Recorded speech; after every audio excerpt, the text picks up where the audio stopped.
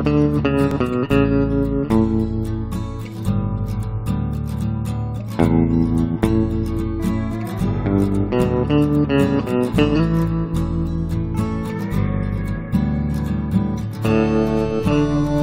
lagi dengan saya Wasis OKB Otak Kata Bicara di podcast saya hari ini. Hari ini masih tetap ngomongin soal gunung. Dan bahasan hari ini adalah kenapa seorang pendaki bisa tersesat di gunung. Dan masih dengan orang yang sama. Bagaimana, Mas? Banyak hal. Ini saya ada penjelasan yang agak panjang. Tapi ini langsung pada contoh kasus saja. Seorang pendaki berangkat dari kota A. Dia harus melakukan sebuah perjalanan, entah itu naik mobil, sepeda motor, atau kereta api, atau angkutan umum. Anggap aja sekitar 8 jam. Karena mungkin dari luar kota, dia harus melakukan perjalanan 8 jam. Ketika dia sampai pada kota di mana gunung itu berada, dia kemudian ganti lagi karena mungkin jalurnya beda. Contoh aja dari kereta api, dia harus berhenti di stasiun, dia harus ganti angkutan menuju ke desa terakhir, desa atas atau pos pendaki di sebuah gunung. Itu harus ditempuh lagi sekitar 5 jam misalkan, atau 4 jam. Setelah sampai di pos pendaki, dia harus mengikuti prosedur administrasi. Kemudian karena sudah mulai sore, dia berencana untuk melakukan perjalanan malam karena nanti pengennya ketika dia tidur di pos pertama atau di sebuah tempat yang menurut dia bagus, akhirnya dia bisa bermalam di sana sehingga bisa mempersingkat waktu perjalanan. Sebelum saya lanjut, ini dia sudah melakukan kesalahan. Dari tempat tinggal, kemudian dia harus perjalanan sekitar 5 jam, 6 jam di kota yang dituju. Itu kan udah capek. Harusnya dia istirahat dulu. Kemudian dari kota yang dituju menuju desa terakhir atau pos pendaki yang beberapa jam lagi, selain capek lagi, seharusnya dia juga harus adaptasi dengan suhu. Karena dari dia tinggal, kemudian di kota yang mendekati gunung itu suhunya sudah berbeda. Kemudian dia juga harus naik ke pos pendaki atau ke desa terakhir, itu suhunya juga lebih beda lagi. Kalau dia tidak adaptasi, dia tidak istirahat dengan cukup, kemudian harus melanjutkan perjalanan untuk menyingkat waktu, suhunya lebih dingin lagi, dia juga lebih capek lagi. Kemudian tidur beberapa jam, dia pagi sudah harus melanjutkan perjalanan ke arah puncak sebuah gunung tadi. Kemudian dia bisa sampai puncaknya tanpa disadari tenaganya sudah sangat banyak berkurang. Karena pengaruh juga dengan suhu, konsentrasinya juga berkurang. Karena capek, ngantuk, kemudian unsur gizi, kalori dan sebagainya. Makanya banyak sekali pendaki gunung itu yang tersesat atau hilang ketika perjalanan turun. Bukan perjalanan naik. Karena kalau perjalanan naik, target adalah puncak. Jelas. Satu titik. Jelas, ya. Tapi ketika kondisi lemah, karena dia tidak beradaptasi dengan suhu, kemudian kondisi istirahatnya kurang, tidur kurang, ketika perjalanan turun, tenaga sudah mulai habis, konsentrasinya juga berkurang, kesehatannya juga menurun, sehingga dia sudah tidak jeli lagi, tidak cermat, dia tadi harus mengambil jalur yang mana. Karena ketika turun yang ada di bawah itu adalah hutan. Kalau kita naik berarti tujuan puncak jelas. Tapi ketika kita turun, kita melenceng 1, 2, 3 derajat, semakin kita turun melencengnya akan semakin banyak. akhirnya salah jalur. Dan ketika salah jalur, kondisi juga sudah tidak bagus, dia melanjutkan perjalanan karena pengennya cepat-cepat keluar dari kondisi dia tersesat. Justru itu yang membuat dia panik. Kondisi tenaga juga drastis menurun. Akhirnya dia harus berhenti di tengah jalan. Dan ketika dia berhenti di tengah jalan dengan kondisi fisik yang tidak bagus, dia akan sangat sulit untuk bertahan pada suhu yang rendah. Karena capek, kurang tidur, dampaknya biasanya dia kedinginan dan ngantuk. Dan ketika dia ngantuk, tidak ada perlawanan terhadap suhu dingin, berarti dia bisa terkena hipotermia atau hilangnya suhu tubuh. Kedinginan. Iya.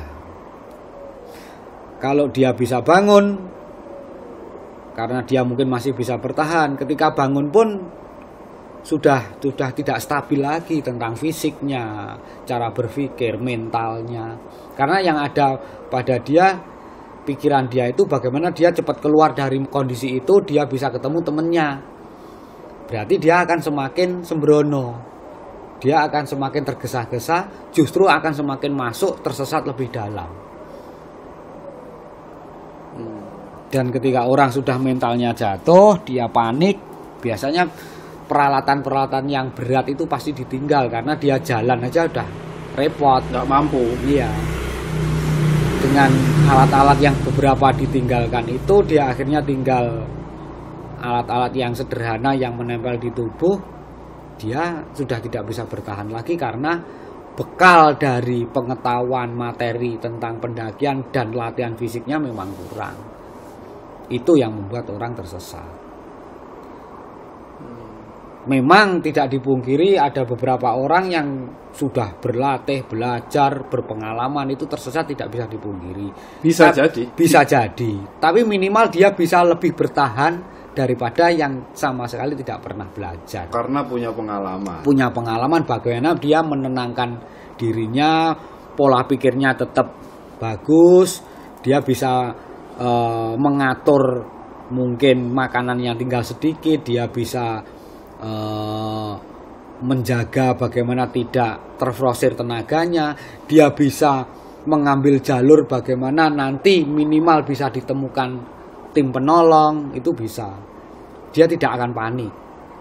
Kalau kondisi tersesat kemudian dia kehabisan, benar-benar kehabisan bahan makan. Iya. Atau bahan makannya terjatuh lah, atau dibawa temennya ya. Gitu kan. Terus secara teori gitu kan, secara teori itu kan banyak sekali. Banyak, iya. Hari ini kita bisa cari di Google kan banyak. Iya. Teori bagaimana memperoleh bahan makanan dari alam ketika tersesat kan iya. Gitu. Teori segitu banyak. Orang ketika kondisi tersesat pasti namanya apa ya? Nggak bisa mikir itu apa ya? Tiba-tiba bodoh gitu loh. Iya. Itu yang seharusnya dilakukan itu apa orang-orang yang mengalami kondisi seperti itu? Ketika kita menyadari kita dalam kondisi tersebut tersesat dan ada kemungkinan kondisi survive ya, jadi kondisi mendekati kritis di mana harus bertahan atau harus keluar dari kondisi itu. Karena menunggu itu, sambil menunggu itu Mas, menunggu kan, apa? Berarti pertolongan. Dia lapar, haus, panik. Ya yang pertama dia harus menyadari situasi, bahwa situasinya pada saat itu dia adalah korban. Ketika dia menyadari bahwa dia itu korban, berarti dia butuh pertolongan. Permasalahannya pertolongan ini datangnya kapan kan gitu. Berarti harus bertahan selama mungkin untuk hidup.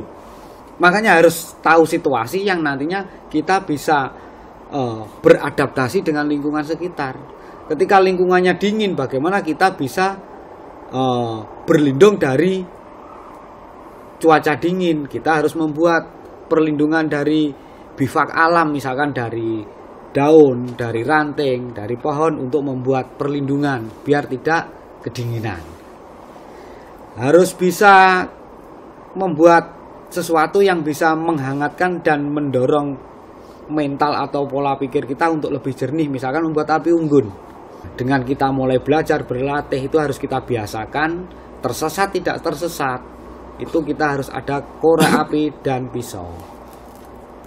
Karena korek api bisa untuk sarana penghangatan, masak dan sebagainya. Pisau bisa untuk membuat bivak alam, bisa untuk membuat sesuatu di mana pada kondisi seperti itu kita harus kreatif. Bagaimana satu batang cabang pohon bisa menjadi tongkat, bisa menjadi tiang tenda darurat, bisa menjadi pemukul misalkan. Makanya butuh tenang ya, kalau nggak tenang nggak mungkin bisa kreatif. Daripada kita bengong, daripada kita teriak-teriak yang tidak didengar orang, daripada kita kalut, kenapa tidak membuat api unggun dari korek dan pisau itu? Kenapa tidak kita buat tempat perlindungan dari cuaca dingin, hujan, panas, dari ranting, dari batang, dari daun, sambil menunggu pertolongan datang, kan gitu. Jadi kondisi bertahan. Ada lagi kondisi yang kita harus bergerak, itu beda lagi. Pisau bisa untuk dijadikan tanda. Jadi ini kita sudah keluar dari pola pecinta alam ya, tapi kita korban. Setiap pergerakan kita harus membuat tanda. Jadi ketika kita bermalam pertama di tempat A, kita harus membuat di situ tanda bahwa kita pernah bermalam di situ. Kemudian kita bergerak ke arah mana, itu kita bisa buat tanda dari pisau itu, entah dengan batang, dengan goresan di pohon, dengan kita membuat tanda di cabang-cabang yang kita lewati, sehingga ketika tim penolong itu nanti datang, minimal dia akan tahu pergerakan kita ke arah mana. Makannya gimana, Mas? Kan iya, sudah nggak dapat jadi apa-apa, kan? di teorinya, di buku atau di mana itu kita bisa memanfaatkan buah, daun, atau dari binatang yang memang bisa kita makan. Kita pertama dari buah dulu. Di hutan, di gunung itu tidak sama dengan kita di perkebunan, apalagi di pasar ya. Kita mau cari buah apa? Buah. Kalau di situ ada durian, ada jambu, alpukat, berarti itu bukan di gunung, itu di perkebunan petani. Ada arbe hutan. Pisang itu pisang batu, dia biji semua, tidak mungkin bisa kita makan. Ada kayak buah yang masem itu apa, cepluan atau apa, itu juga ada. Permasalahannya ketika kondisi kritis kita menjadi korban survivor itu, kita udah beberapa hari lambung kita kosong. Kita nggak pernah makan, nggak pernah minum, lambung kosong. Ketika kita makan buah, itu akan semakin membuat kita menderita. Lambung tidak akan mungkin bisa mencerna itu.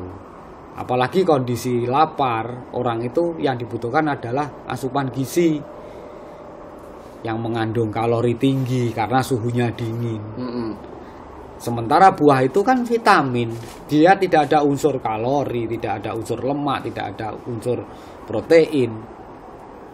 Sehingga kalau bahasanya di kesehatan mungkin darah itu kan membutuhkan kadar gula juga di dalam darah itu untuk membuat sebuah energi. Sementara darah itu, kadar gula di dalam darah kita itu sudah semakin menurun, lambung kita harus mencerna vitamin, sehingga darah harus ikut menetralkan posisi di lambung dengan kadar gulanya yang sudah rendah. Akhirnya malah semakin hilang nanti kadar gula yang ada di dalam darah. Akhirnya kita drop. Malah drop. Itu bisa dicoba kalau di rumah kita tidak makan sehari semalam, nggak usah beberapa hari, sehari aja. Kemudian kita langsung makan buah yang ada di pasar, nggak usah yang ada di gunung. Semangka, mangga, durian coba. Itu nanti kita malah parah. Kita bisa pingsan. Terus apa yang dimakan itu apa? Nah itu tadi kan masih buah. Masih buah. Ternyata buah juga tidak layak, tidak sesuai dengan teori. Ada ini mungkin menyikapi tutorial ketika kondisi survive itu orang makan buah. Memang buahnya udah disediakan kameramen, Dan dia tidak kondisi lapar, dia tidak kondisi kehausan, ada buah ya dimakan. Tidak kondisi yang sebenarnya. Tidak kondisi survive. Berpura-pura biar kelihatan asik. Karena demi entertain. Ya. Kemudian daun-daun yang mana? Daun pisang muda, daun pakis mungkin. Permasalahannya yang pertama, apakah itu mengandung gizi yang kita butuhkan pada saat kondisi tersebut. Kemudian apakah lambung kita bisa mencerna. Oke, dengan pedoman hewan mamalia memakan itu, kita juga bisa makan. Istilahnya monyet, kera, rusa. Kita manusia, kita biasa makan nasi, sate, gitu. Kita makan daun, makan rumput. Kalau kondisi sehat, di kota makan sawi, kangkung, asik. Ini kita makan daun mentah yang kita tidak tahu bahwa daun itu ada gizinya atau tidak. Beracun atau enggak? Iya, kalau beracun tidak, yang penting nggak pahit aja, ditelan tetap bisa. Cuman percuma ndak. Oh iya. Khawatirnya nanti malah di pencernaan tubuh kita kan sudah krisis air. Untuk mencerna itu kan butuh air di lambung. Mampu nggak lambung kita mencerna itu? Kalaupun mampu, bergizi nggak? Ada nggak kandungan yang kita butuhkan? Itu untuk daun. Kemudian hewan. Nah ini keren ini. Kita mau cari hewan apa? Ular. Ular itu sangat jarang ditemui di gunung atau di hutan. Kedinginan mungkin Mas ya, nggak pakai baju dia. Kalau di dekat sumber air biasanya memang ularnya besar. Walah. Jenis piton. Tapi itu di film. 30 tahun saya belum pernah nemui ular. Selama naik gunung? Iya. Kecuali di daerah-daerah perkebunan, di mana di situ banyak juga hewan-hewan ternak yang kadang dicuri ular, kan akhirnya ular tertarik untuk ke situ. Biasanya di perkebunan sawit, di daerah Trans Kalimantan dan sebagainya masih ada. Tapi kalau di gunung itu pertama mungkin ada. Permasalahannya kita untuk mencari ular itu loh, kita jalan aja sulit. Kok harus cari ular? Monyet, wong kita jalan aja ndak bisa karena kita kelaparan, kita panik, masa ya harus mau ngejar monyet. Ayam hutan itu tahu pergerakan manusia jarak puluhan meter udah terbang. Mau menjerat dengan teknik survival menjerat. Kita harus, kalau menjerat itu kan berarti harus tahu lewatnya hewan ini di mana, hewan yang lewat nanti apa. Riset. Iya, itu kalau di film Rambo itu ada menjerat. Ini di pendakian gunung, di alam bebas itu tidak seperti itu.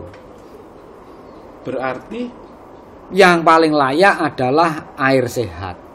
Dapatnya dari mana, Mas? Ada kalau pas ketemu sungai. Kalaupun tidak ketemu sungai, dari rembesan resapan yang ada di tebing, di lumut-lumut itu. Atau mungkin gunung itu kalau pagi kan biasanya embun atau kabut.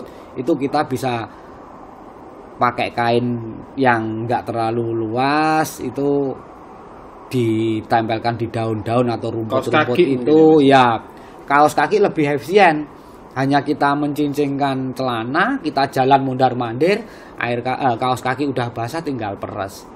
Ya mungkin kalau ada sedikit perlengkapan tisu atau kaos, ini bisa untuk nyaring. Atau bekas kubangan hewan, itu juga bisa. Lumut. Kemudian ada pertanyaan, apakah itu tidak ada kuman, apakah itu diperbolehkan dalam tanda kutip kan? Iya. Ini sudah bukan permasalahan itu lagi, ini tentang hidup dan mati. Sudah nggak ada pilihan. Nggak ada. Pengen hidup atau mati. Dan kita sangat butuh air. Kalau hidup ya harus itu yang dilakukan. Kondisi normal aja kita butuh air itu 2 liter satu hari. 2 liter setengah 2 liter. Ya minimal 2 liter 2 lah. liter lah.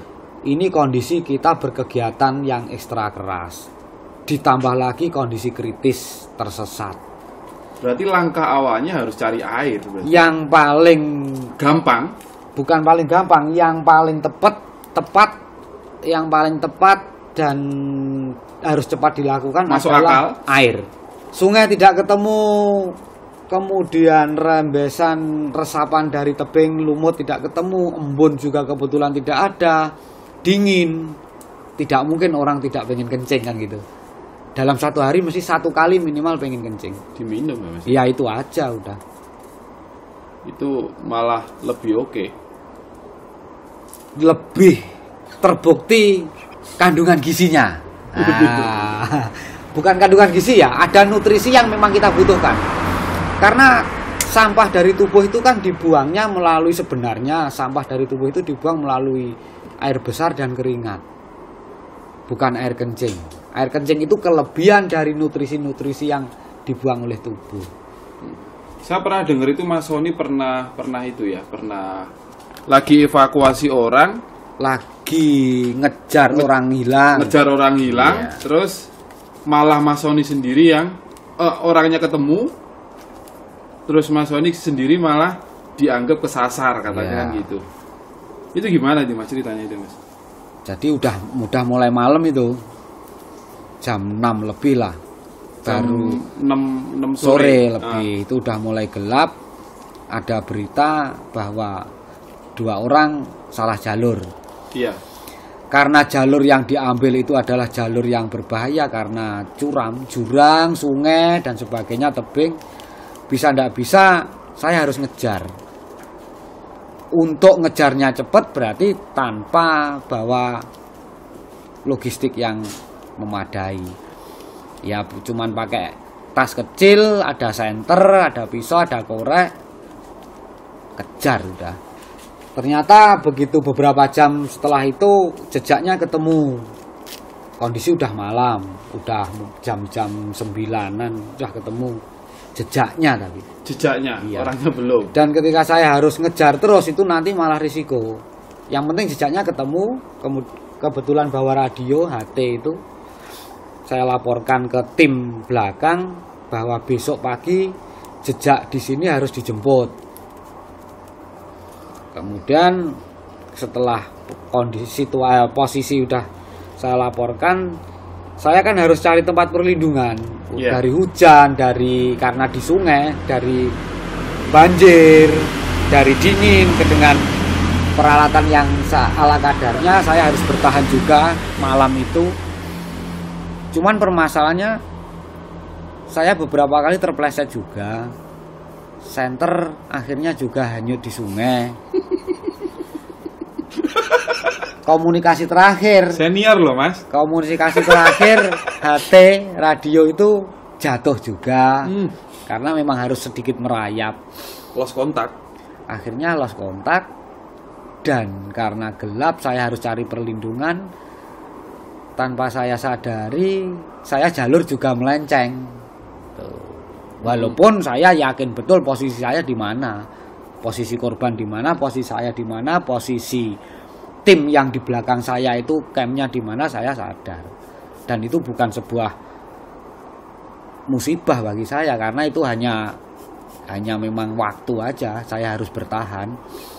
Kemudian mulai menjelang dini hari, biar saya cepat ketemu atau kembali ke tempat teman-teman, saya harus melambung jalur, tidak melewati jalur yang tadi waktu saya ngejar.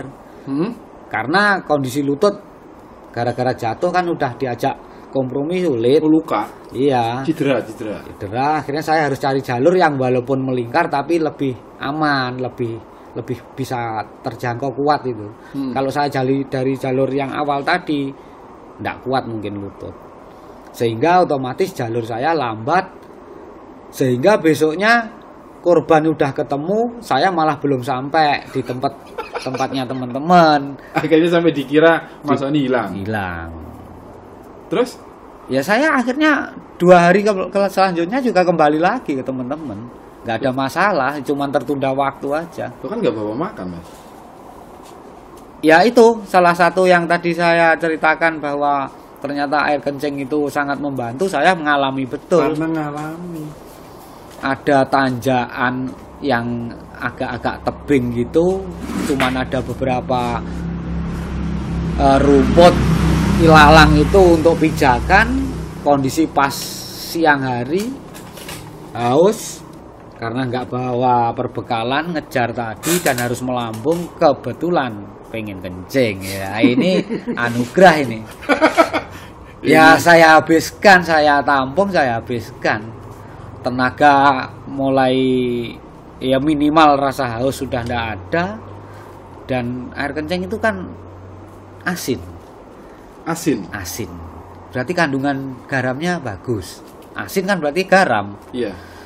Orang dehidrasi, kurang cairan, orang kehausan itu kan butuh garam juga untuk memasok garam di tubuh itu. Sementara air kencing itu asin, ya cocok berarti ini. Pas. Begitu saya habis minum beberapa saat udah mulai enak, saya lanjut naik ke tebing itu. Saya yakin kalau di atas itu beberapa saat pasti ada jalan setapak karena udah hafal gitu. Sudah hafal meja. Iya, udah saya ketemu jalan setapak, tinggal susuri aja, ketemu sungai, minum sepuasnya. Baru itu bisa. Ketemunya malam. Jadi perjalanan malam, pagi, siang, sore, baru ketemu sungai lagi malam. Berarti pas luka nginep semalam. Nginepnya akhirnya 2 malam ya. 2 malam. Ya. 3 hari 2 malam. Akhirnya bisa turun. Bisa ketemu, kalau turun pastilah. Bisa ketemu teman-teman yang nunggu. Sebenarnya waktu teman-teman evakuasi itu teriak-teriak itu saya dengar sekali dan tidak jauh. Saya di atas mereka. Cuman karena saya turun juga tidak mungkin. Saya teriak mereka nggak dengar karena mereka evakuasi itu kan di pinggir sungai. Suara air. Suara berisik sungai. Iya, suara adis itu kan dekat air terjun juga. Mereka nggak dengar. Oh, tapi evakuasi itu malam itu juga atau besoknya? Besoknya. Nah, itu saya ngalami kalau di survival tadi kan ada makanan yang bisa dimanfaatkan di hutan. Iya. Saya ketemu kera itu, monyet itu. Ketemu. Yang pertama tidak mungkin karena jelas monyet mesti di atas pohon. Saya jalan aja susah, masuk mau cari monyet. Nggak masuk akal. Ya, dan tidak mungkin monyet itu 1 ekor 2 ekor. Pasti bergerombol. Malah saya mau dimakan. Iya. Jadi saat itu saya sempat agak berpikir panjang untuk melanjutkan jalur yang di sebelah kiri itu karena saya udah dikepung sama monyet walaupun di atas. Jaket saya warnanya mencolok. Tas punggung saya yang di pack itu yang kecil itu warnanya juga mencolok. Itu kan menarik monyet karena dia juga mungkin butuh makanan, ada sesuatu yang menarik penglihatan mereka. Siapa tahu gitu kan monyet. Daripada kita jadi santapan mereka. Jadi kondisi survival itu tidak mungkin kita terus malah mendapatkan hewan, kita yang didapatkan hewan mungkin. Kalau di kondisi sebenarnya ya seperti itu. Kalau di film-film itu kan pakai tombak, pakai apa kita berburu. Wah, itu kan kondisi tidak kritis. Mungkin ini dulu teman-teman soal materi bahasan tadi. Kita lanjut di episode selanjutnya. Saya Wasis, terima kasih.